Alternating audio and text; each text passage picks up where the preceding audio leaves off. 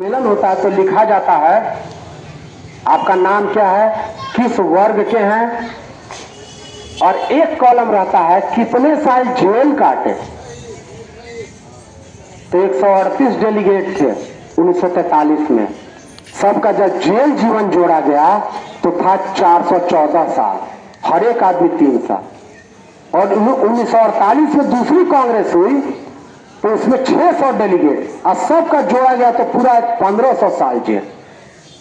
अब सोचिए इतना जो शहादत दिया, इतना टॉर्चर सहा, दूसरा पार्टी जिसको सत्ता नहीं मिली तो 2 मिनट टिक पाएगा।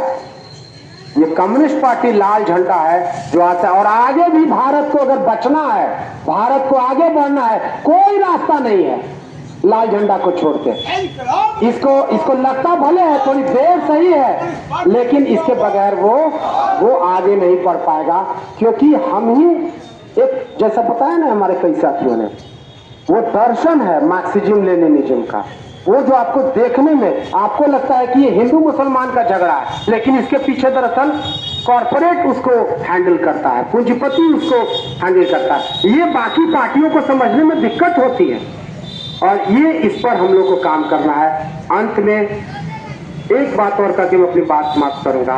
कम्युनिस्टों के साथ होता है कि वो इंटरनेशनलिस्ट होते हैं, कहता है हम लोग का नाम क्या है, CPI, communist party of India.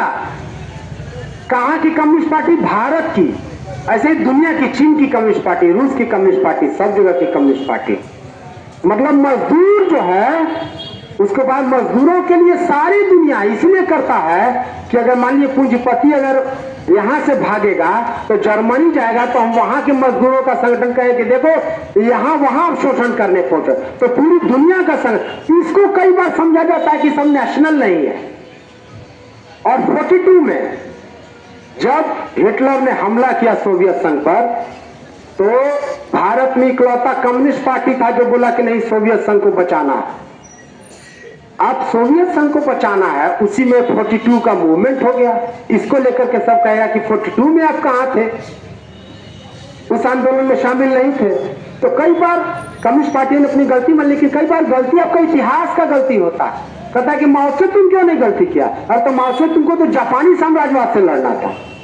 लेकिन एक बात याद रखिए, पार्टी की लाइन जो हो, 42 में सबसे ज्यादा बहुत बड़े पैमाने पर कम्युनिस्ट लोग जेल गए, आंदोलन किया।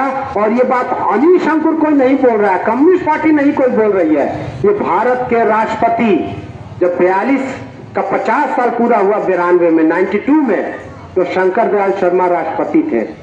उन्होंने कहा कि कम्युनिस्ट पार्टी की लाइन भले थी, लेकिन सबसे ज्यादा बहुत बड़े पैमाने पर कम्युनिस्ट कार्यकर्ताओं ने जमीनी स्तर पर 42 के आंदोलन में भाग लिया, जेल गए और आंदोलन किया।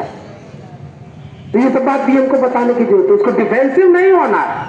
हम इंटरनेशनलिस्ट हैं, नेशनल से हमारा कोई झगड़ा नहीं है। जो अच्छा नेशनलिस्ट होगा वही दूसरे, जैसे अभी हम लोग फिलिस्तीन को लेकर बात करते हैं, कोई पार्टी कम्युनिस्ट पार्टी को छोड़ के, आप लोग पटना में होंगे, मऊ में भी होंगे, हमको अपने पटना का कम्युनिस्ट लाल झंडा छोड़ के फिलिस्तीन के पक्ष में कोई खड़ा नहीं होता। कहे अकेले तो आप लोग मुस्लिम तुष्टीकरण करते हैं इसलिए फिलिस्तीन के पक्ष में करते हैं। हम लोग कहते हैं कि अरे हमारे भारत की विरासत है, गांधी की, नेहरू की, हम गुलाम से आजाद हुए हैं। इकलौता एक फिलिस्तीन गुलाम देश है जिसको आजाद होना है, और गुलामी से आजाद होना नहीं चाहता है। और भारत को इसलिए भी फिलिस्तीन के पक्ष में खड़ा होना चाहिए। यही अंतिम बात है, अपनी बात समाप्त करूंगा कि अपने नेहरू, आज फिलिस्तीन में जाइएगा तो फिलिस्तीन का ध्वंस कर दिया गया, गाजा में कुछ नहीं बचा, मलबा में तब्दील कर दिया गया। लेकिन कभी गाजा में हवाई अड्डा भी था। और याद रखिएगा, यह बात कोई मीडिया आपको नहीं बताएगा। हमारे नेहरू जी, भारत के पहले प्रधानमंत्री, जब गाजा गए वहां हवाई अड्डे से उतरे, और जब उतार के जब कायरो जाने लगे तो उनके इंजन में, हवाई जहाज में कुछ गड़बड़ी हुई, उतरे, फिर भारत आए। अब संसद में भाषण दिया आंख खुलाने वाला कि इजराइल ने प्रधानमंत्री नेहरू के हवाई जहाज को मार गिराने की कोशिश की। तो जो इजराइल हमारे पहले प्रधानमंत्री को मारना चाहता था, उस इजराइल के साथ खड़े होंगे। इसके साथ पूरे स्वाधीनता आंदोलन की विरासत के साथ गद्दारी कर रहे हैं। और अमेरिका जितना मुस्लिम वर्ल्ड में जितना सेकुलर देश था, इराक सेकुलर देश था, अफगानिस्तान वो तो कम्युनिस्ट मुल्क था, उसको तालिबान को खड़ा करके उसको नजीबुल्लाह को फांसी दी गई। इराक को, सीरिया को, कर्नल गद्दाफी का देश, लीबिया, मतलब मुसलमान है तो सेकुलर नहीं दिखना चाहिए। मुसलमान है कुरान पकड़े हुए है, कट्टर है, दाढ़ी रखता है, पुछड़ा है, इस तरह की छवि बना के रखता है। मुसलमान सेकुलर कहां होता? आप ये बताइए, जितने सेकुलर देश थे, चाहे इराक हो, चाहे अफगानिस्तान हो, चाहे लीबिया हो, चाहे सीरिया हो, चाहे फिलिस्तीन हो, क्यों बर्बाद किया गया? क्योंकि मुसलमानों जो क्लैश ऑफ सिविलाइजेशन का उनका सब, उसमें उसको ये किया जाए। दोस्तों, वक्त बहुत ज्यादा हो गया है। मैं पटने बिहार से आता हूं और अभी मैं पूछ रहा था इनसे, रामावतार जी से कल मेरी शाम, तो हमको बाकी साहब के बारे में बहुत नई नई बातें बता रहे हैं कि कैसे काम करते थे। मुसलमान है तो हिंदू भी है, कैसे जनता के बीच काम किया जाए।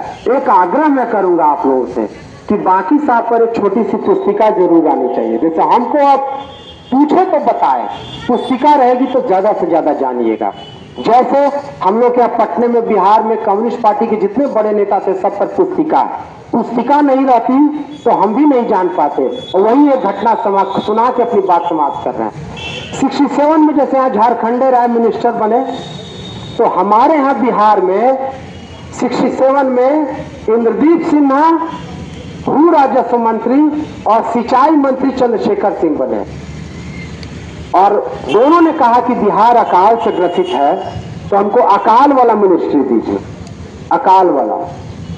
और सीपीआई के 2 मिनिस्टर ने पहली बार 5वीं का पर्चा भूमिहीनों को दिलाया, वो बिहार से शुरू हुआ और उसने गरीबों को दिया। बाद में उसी के बाद वो इतना लोकप्रिय हुआ कि सीपीआई 72 आते आते बिहार की मुख्य विपक्षी पार्टी बन गई।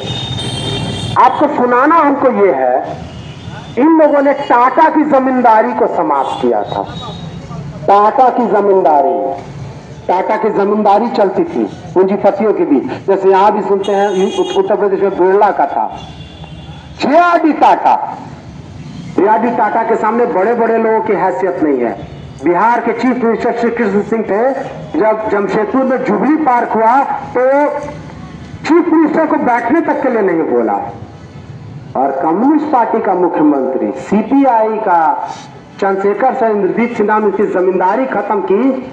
टाटा को पता चला कि सीपीआई का, कम्युनिस्ट पार्टी का मुख्यमंत्री हमारा, ये मंत्री हमारा जमींदारी समाप्त किया, तो पटना सचिवालय आया कि हम किसकी हैसियत है।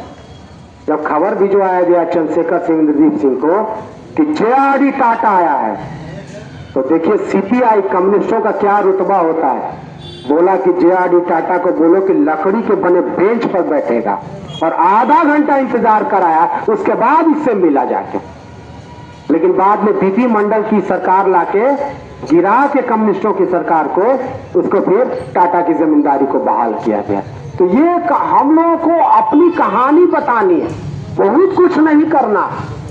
इतना बड़ा बड़ा काम अतीत में नहीं हुआ, आज भी हो रहा है। आज अपना मऊ में है, हमको बता दिए कि कम्युनिस्ट पार्टी को छोड़ के कोई छोटा छोटा जनता की समस्याओं के या बुनकरों की समस्याओं को लेके कोई दूसरी पार्टी उठाती होगी, छोटा नगर निगम से लेके अकेला। लेकिन कह रहे कमजोर हो गया, ताकतवर हो गया। कुछ हम लोगों की भी आदत, लड़ के आए पुलिस से, छका के आए, और चाय पीने बैठे तो हम काहे कमजोर हो गए कॉमरेड, क्या दिक्कत है? कमजोर उमजोर नहीं हुए हैं।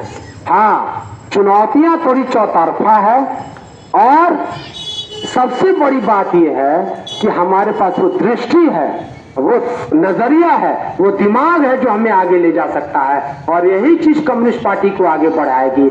और इससे नहीं है कह रहे नौजवान कम है, सब बूढ़ा बैठा रहता है। तो भारत के इतिहास को अगर भगत सिंह का छोड़ दीजिए तो सब बड़ा काम बूढ़े किया। बहादुर शाह जफर कितना साल का था? 90 साल में नेतृत्व किया। कुंवर सिंह कितने साल के थे? गांधी कितने साल के थे? इससे भी नहीं डिफेंसिव होना है, वो आपको तरह तरह से करेगा कि आप, वो उससे घबराना नहीं है। और वो अपनी ताकत को आगे बढ़ाना है। और ऐसा नहीं कि खाली आशा के लिए भविष्य है, आगे का रास्ता, अगर भारत को बचना है, दुनिया को भी आगे बचना है, तो हमको कम्युनिस्ट पार्टी के पास चुनौतियां बहुत है। 2 दिन पहले बांग्लादेश में जो नई सरकार आई है, वहां भी सेकुलर सरकार हटाई गई, याद रखिएगा। शेख हसीना की सेकुलर सरकार को हटा के कम्युनिस्ट पार्टी के दफ्तर पर हमला करता है। जब कम्युनिस्ट पार्टी कुछ है ही नहीं तो हमला क्यों करते हो भाई? अभी सोच लीजिए, अभी केरल का, अभी सीपीएम के साथी भी बता रहे थे कि केरल ने क्या क्या किया। भारत में तो ऐसा काम ही नहीं हुआ जो कोई आज तक जो कम्युनिस्टों ने किया। केरल की सरकार जो अभी सरकार है, अतीत छोड़ दीजिए, पहला ऐसा भारत का राज्य है, पहला, जिसने भारत के एक कोने को 2000 साल के इतिहास में पहली बार भारत के एक दक्षिणी कोने को गरीबी से हमेशा के लिए मुक्त कर दिया, एक्सट्रीम पॉवर्टी से मुक्त कर दिया। तो हम लोग नहीं बोलेंगे तो कौन बोलेगा? हम लोग भी चर्चा नहीं करते, अखबार तो दिखाएगा नहीं, आपको टेलीविजन बताएगा नहीं, सोशल मीडिया पे चर्चा भी नहीं। 90 के दशक में वहां निरक्षरता को समाप्त कर दिया जाता और आज गरीबी को समाप्त कर दिया गया। 2000 साल में महाभारत में जाइए तो भूख और गरीबी के बिंब आपको मिलेंगे। भूख से, भूख के खिलाफ अगर कोई किया, बचाया भारत को, तो कम्युनिस्ट पार्टी, चाहे वो 43 का अकाल हो चाहे और हो। तो इसलिए हम लोग को अपनी अच्छी बातों को ताकत और निराश नहीं होना है, हताश नहीं होना है, अपनी विरासत को जानना है और थोड़ा पढ़ना लिखना भी है। हम लोगों की भी ताकत पढ़ना, पढ़ने लिखने से भागना। सत्ता है नहीं, पैसा है नहीं, तो ज्ञान ही ना है जो लोगों को आकर्षित करेगी। ज्ञान आपको अर्जित करना पड़ता है। हिंदू होना बचपन से सिखाया जाता है, मुसलमान बचपन से, जातिवादी सिखाया से, लेकिन ज्ञान अर्जित करना पड़ता है। वर्ग की चेतना जिसके बारे में रामसोच जी बता रहे थे, अर्जित करनी पड़ती है। तो ज्ञान अर्जित करेंगे वही आगे बढ़ाएगा, यही हम लोगों के आगे का रास्ता है। बहुत बहुत शुक्रिया, धन्यवाद।